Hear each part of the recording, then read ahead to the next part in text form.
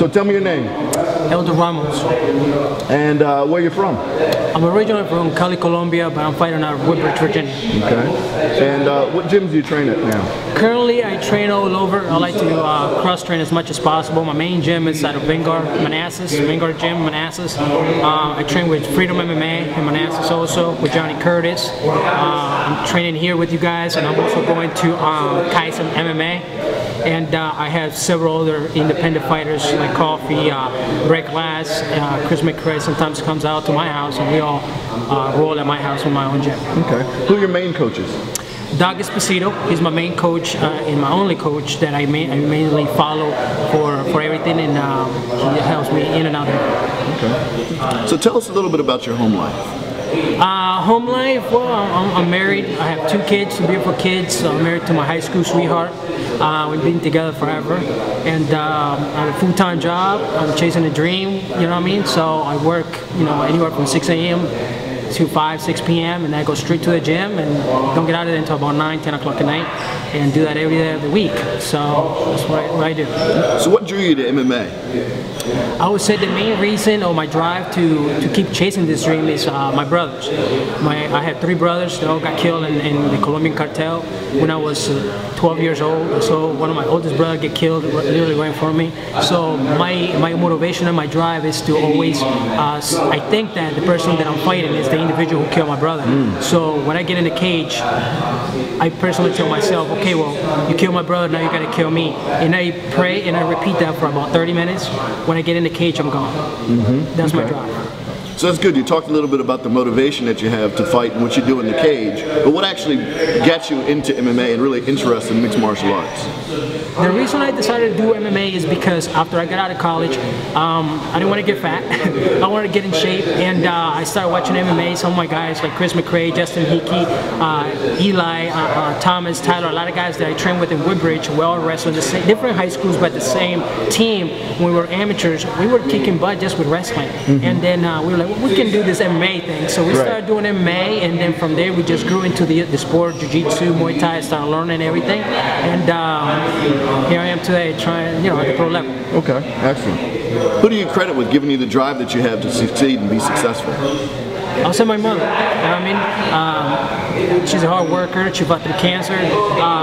Taught me that I always got to work hard for anything I wanted in life, and always taught me that if you work hard, it's going to pay off. If it comes easy, it's most likely not right. So you always got to work your butt off if you want something in life, and also to be humble, to know that there's always somebody bigger and better than you, and that's pretty much where I learned everything. So talk to me about your goals for your fight career. What do you want to do? What do you want to accomplish? My goals are to work hard, learn from as many people as I can, and make it to the top. I don't want to be a stepping stone for anybody, any promotion out there.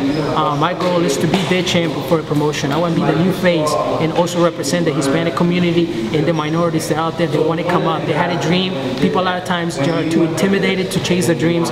You can do it. My goal is to, hey, I came out of nowhere, grew up in the worst area in Cali. You can do it. As long as you want to, you can do it. Follow your dreams. Don't be intimidated. All right. Why is becoming a champion of one of these promotions such a big deal for you? What does that mean to you? For me, being a champion, for example, in this case, talking about XFE, which I like them a lot, it means a lot to me because it will show me that I'm getting a little bit closer to that big goal. I'm a person of having goals. I have a big goal in life, but at the same time, I have small little goals on my way there. And achieving a belt at my pro level is one of those stepping stones that I need to get there. So that would mean a lot to me, as well as going to Pan Ams, winning Pan Ams, Worlds, and all that. So it's part of my goal. All right. What fighters do you look up to? I don't have any fighters that I look up to. Like I said, I look up to my mom and the work ethic that she passed on to me. And I look at other fighters that, yes, they're good, but that's what they do for a living. You know what I mean? That's what they have to do. A lot of fighters, they do have a full-time job and keep doing this. So I would say I don't have a fighter that I look up to. I have fighters that I train with and I say, oh, I like his style, or I can learn this or that from him. So there is fighters like that, like Johnny Curtis, Chris McCray, and other guys that have helped helped me through my career that I can learn a lot from, but there's no specific fighter that I can say that's my idol. Gotcha. Okay. You lost your first 2 fights, and then you took 2 years, almost 2 years off. But then you've been on a tear since then, winning 5 out of the last 7 fights. Talk to me about the motivation and what happened in that transition. Very simple. Like I said, when I first started with MMA, I was just mainly a wrestler, depending on my wrestling ability to do everything. And I lost. I was doing great as an amateur. When I went to the pro level, all the pros were big, all the pros know how to wrestle. So it was a big challenge. I had 2 fights in contract that I had made commitments to. I lost my first fight against Duane, who's a pretty good fighter and a good wrestler. I lost to him, and then I was in transition to, am I good at 185? Do I need to drop to 170? I wasn't sure. Then I had another fight in contract with Dave Denecki. I don't pull out of fights, so I fought with him. He was a bigger, stronger guy, once again a good wrestler. So I lost, and then I was like, this is my break. I need to get better in jiu-jitsu. I need to drop a different weight class, and I need to switch camps to make sure that I'm getting exposed to all the elements. I decided to take about a year ago, a year off. It was a year and probably 3 months or so. I took off to work nothing besides jiu-jitsu. I was very disappointed with my fight at Shogun against Dave Denecki. And I wanted to make sure that jiu-jitsu at that point in time was my weakness, so I wanted to make it my strength. So I did nothing but jiu-jitsu tournaments. I never wore the gi before, even though I wrestled all my life, so I put on the gi. I hate it, but during practice, I do what I have to do because I respect the sport and I respect my coach. My coach telling me to do it, I'm going to do it. So since then, my jiu-jitsu's gotten a lot better. And it was time for me to drop to a different weight class. At 170, I feel a lot stronger, I feel a lot faster. I'm not, if I get taken down, if I do, I'm comfortable there. If I take people down, which I will do, I'm comfortable there. So it really helped me develop my game. Awesome. Being a pro mixed martial artist requires a lot of sacrifice. It's kind of selfish in a way. And you've got a full-time job, you train full-time, you have a family, a wife, and kids. Talk to me about how you balance all those things. To be honest with you, I'm just very blessed to one, have my wife that is my backbone, that completely understands what I'm trying to do and supports me on everything that I do. If it wasn't for her, I wouldn't be able to do what I'm doing every day. I mean, like I said, my schedule is crazy. I leave my house very early, come home very late, but she understands that I have a dream and she doesn't want me to live later on with regret. So she was the wrestling manager. She knows, how it is. So she knows I'm gonna leave early and come home late. It's hard, you know what I mean? Sometimes I work 10 hours and go straight to the gym. I'm exhausted, but at the same time, it's something I want to do. So balancing everything out and managing your time is key, but it can be possible. But for me, my number one is my family. I'll be honest, if my son says, don't go to practice, I want to wrestle with you, I'm going to stay home and wrestle with my son. Right.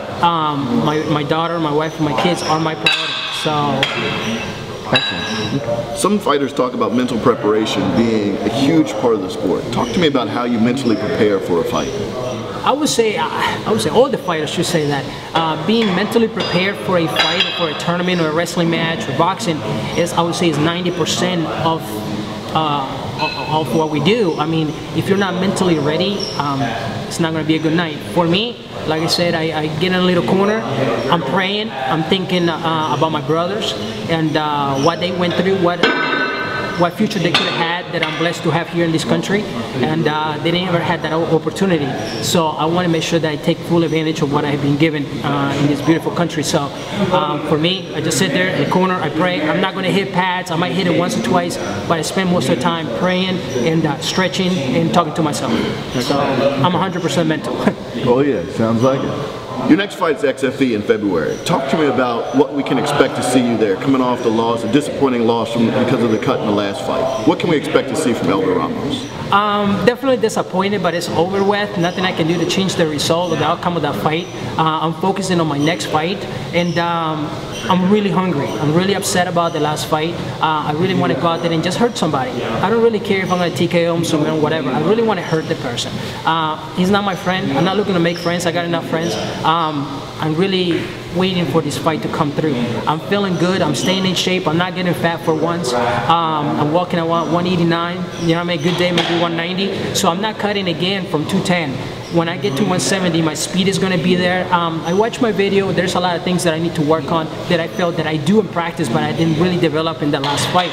So I really need to get going a lot faster. Once again, I'm hungry, so that's going to be the key. Make sure that I'm an animal when I'm in there. Excellent. Well, Elder, thanks again for taking some time out of your workout today. Really appreciate the time to talk to us. And get out there and get back in training, and we'll see you again soon. Thank you very much. All right.